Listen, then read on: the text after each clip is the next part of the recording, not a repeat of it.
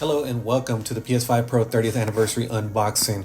First thing that you have is a beautiful 30th anniversary tape on the box that it comes with. Very well packaged, and then once you finally get to it, you'll see that you have a box that has embroidery all over it. You have the PS1 on top, and then all around it you have the 1 through 5. Really cool thing about this box is that it's got all the PlayStation work inside of it. And spin this around and you can see the embroidery a little bit better. You have 1, 2, 3, and 4. No, I'm sorry, 1 on top and 2 through 5 all on the sides. And then you have the crown jewel itself, the PlayStation 5 Pro, the console, and all the goodies inside. Believe it or not, this box is actually very sturdy and very heavy. I have 11,819, and before you start making assumptions about, oh, I must have bought it on eBay or something, no, I got really lucky. I waited in line about an hour before they launched this, and I had the money. I was ready for it, and I pulled the trigger, and man, really lucky and really glad that I got this.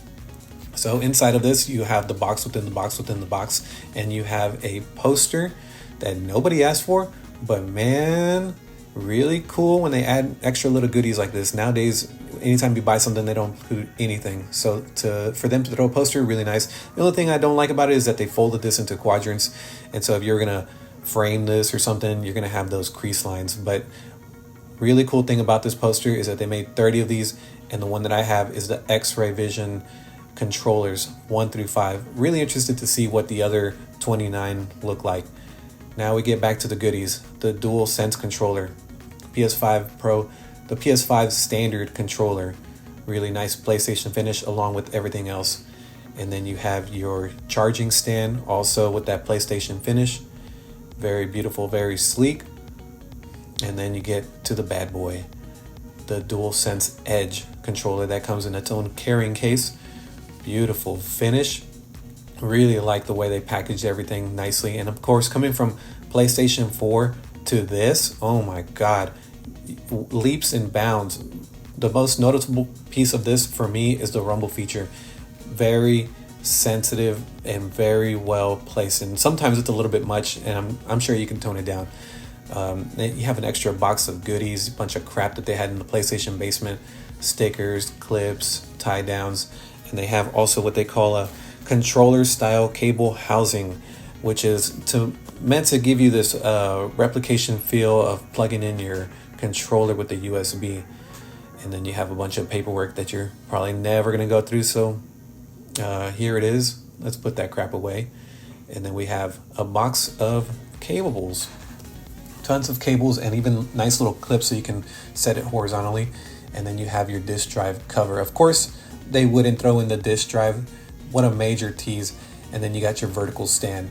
What's nice about the vertical stand is that it's got the 30th anniversary embroidered all over.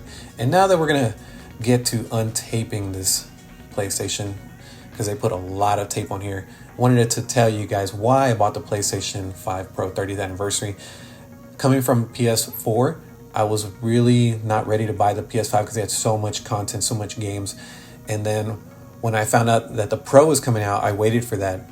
And then I found out it was $700, so that really put the brakes on me. And luckily, like not even a couple months later, they came out with the news of this edition, and I thought, wow, that was really sweet because I'm a PS1 fanboy, and I got lucky. I got in line, I had the money ready, and I felt like, hey, there's only 12,300 of these. You know, right off the bat, these are going to be collectibles. So really nice to have one of these in my own possession. And of course, it's going to be staged and protected for as long as I can. And wanted to show you one more thing. Of course, it does not have the disk drive, so I went out and bought the disk drive.